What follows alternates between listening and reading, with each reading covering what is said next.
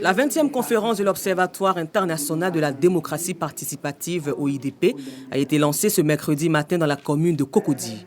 Cocody est la deuxième commune du continent qui abrite l'événement. La conférence de l'OIDP s'oriente vers la recherche des principaux leviers de l'accélération du changement pour une démocratie participative. Le réchauffement climatique, la dégradation environnementale, le terrorisme, la faim, la pauvreté et les préjugés liés au genre sont des signaux alarmants qui nécessitent de nous une prise de conscience collective et beaucoup plus d'action et de solidarité pour que la planète soit sauvée.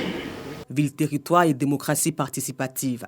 C'est autour de ce thème que s'articule cette 20e conférence de l'Observatoire international de la démocratie participative. La ville durable est donc une unité urbaine respectant les principes du développement durable et de l'urbanisme écologique. Il convient de mettre en évidence d'abord les difficultés que rencontrent généralement les villes et qui sont les préoccupations quotidiennes des élus locaux. Durant 3 jours, les experts dans le domaine de la participation et les dirigeants politiques venus du monde entier réfléchiront sur 4 axes, notamment le développement économique local, l'environnement et la participation citoyenne, le droit à la ville et l'implémentation de la démocratie participative. Le fait de participer à cette grande conférence nous augure de grands espoirs de voir dans la gestion des collectivités territoriales l'implication des citoyens, l'implication des populations qui sont les véritables bénéficiaires des initiatives prises par les collectivités territoriales, que cela soit au niveau de la région, au niveau de la ville ou du département. Au sorti de ce 20e congrès, on aimerait que toutes les décisions qui seront prises en compte soient vraiment relayées au plus haut. Après la commune de Cocody, c'est la ville de Condom en France qui accueillera la conférence de l'Observatoire international de la démocratie participative édition 2022. L'Observatoire international de la démocratie participative, OIDP, créé en 2001, est un réseau international de plus de 1000 villes, entités, organisations et centres de recherche. 121 acteurs frontaliers sont à Korogo à l'appel de la Commission nationale des frontières de la Côte d'Ivoire, CNFCI, pour apporter leur contribution à l'élaboration de la politique nationale de gestion intégrée des frontières de la Côte d'Ivoire. 3 jours durant, ils se sont penchés sur les questions liées à la sécurité et au développement des espaces frontaliers. Il faudrait que les limites soient visibles par la population pour éviter les conflits frontaliers qui ont souvent des conséquences vraiment très négatives. Parce que souvent il y a des morts d'hommes, il y a des destructions massives. Ça fait 8 ans que je suis à la frontière et les problèmes sont nombreux là-bas. Et tout ça, des problèmes ont existé parce qu'il n'y avait pas une politique nationale pour pouvoir nous aider à affronter ces difficultés-là. Maintenant que la politique est en train de se mettre en place, je pense que c'est pour nous une chance, pour nous qui sommes à la frontière, de pouvoir travailler désormais dans la quiétude. Cette rencontre nous a permis vraiment de faire un diagnostic sur la situation du développement au niveau des zones frontalières et nous avons également abordé la question du commerce transfrontalier.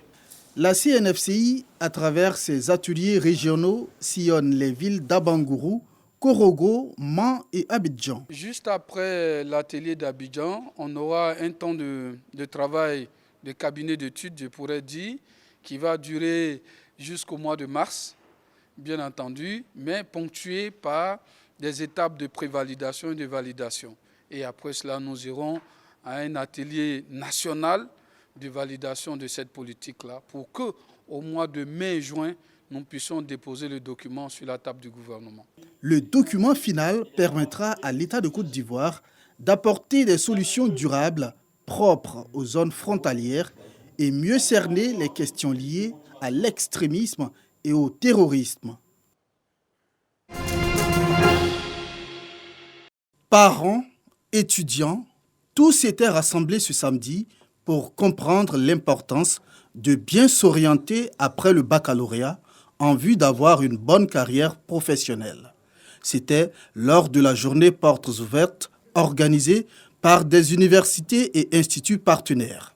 Ibrahim Fama Diabaté et Maury Diabaté, respectivement directeur général et président de l'Institut Fama, ont invité les élèves à faire le bon choix après la réussite de leurs examens. Koulibaly Doté, doyen d'université, a lui aussi abondé dans le sens. Le travail, c'est tout ce que nous demandons, le président fondateur l'a dit, il faut que les étudiants se mettent au travail. Seul le travail paie. S'ils travaillent bien, ils auront certainement leur diplôme avec des mentions très bien, très honorables, et puis vont rentrer dans la vie active. Et c'est la fierté du président fondateur, il a déjà dit, de compter dans le monde, dans tout le monde de la Côte d'Ivoire, ces enfants qui seront dit, nous optons pour telle filière grâce au président fondateur qui nous a donné le conseil. Cette journée portes ouvertes, dénommée Fama Days, était à sa première édition. Objectif, rapprocher les parents et étudiants de l'administration universitaire. Ils étaient tous réunis ce soir à la Riviera Palmeraie pour célébrer les 1 an de l'ONG Friends. Une ONG qui s'est donnée pour mission d'aider les jeunes à travers l'entrepreneuriat et de poser des actions de développement dans les domaines de la santé et de l'éducation en Côte d'Ivoire. Une initiative noble selon Arsène Meibo, invité spécial de cette soirée. Lorsque vous avez la grâce d'avoir des bénédictions de Dieu, il faut en donner, il faut partager sans toutefois attendre quelque chose en retour. Nous recevons de Dieu, mais bien entendu, nous lui donnons quoi? Rien. Donc c'est pour caricaturer ça que l'ONG a certainement pour devise donner sans rien attendre de retour. Fonda Nguessan, parrain de la cérémonie, a salué les actions menées par l'ONG Friends. Au-delà des actions qu'ils ont menées, c'est une ONG très sérieuse. Et j'ai accepté justement d'accompagner les actions qu'ils mènent. Des actions en faveur des personnes vulnérables. Et je pense que c'est une très bonne initiative. Cette soirée a été l'occasion pour Donatien Seya, président de l'ONG Friends, de se projeter dans l'avenir. Après 1 an, nous voulons aller maintenant chaque 3 mois.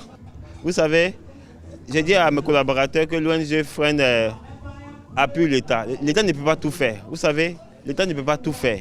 Donc l'ONG Friends, par ses cotisations, chaque 3 mois, va aller de région en région proposer une action. L'ONG Friends compte aujourd'hui 500 membres à travers le monde entier. L'organisation a déjà investi plus de 7 millions de francs CFA dans les actions de développement dans plusieurs villes du pays.